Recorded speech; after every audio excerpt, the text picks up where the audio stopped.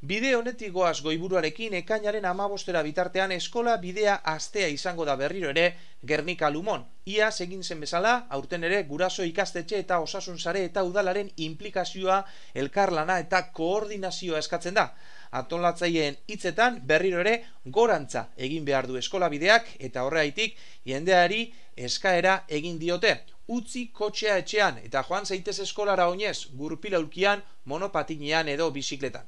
Kotxea hartu behar baduzu, ez ezazu aurra eskola atarian utzi, errespetatu oinezkoentzako den espazioa eta izan zaitez arduratsua. Animatu etxeko txikiak eskolara modu autonomo, seguru eta osasuntzuan joan daitezen. Lagundu bide horretarako bidelagunak aurkitzen eta gogoratu adituen arabera 7-8 urtetik aurrerako haurrak gai direla euren kabuz eta lagun artean eskolara oinez joateko.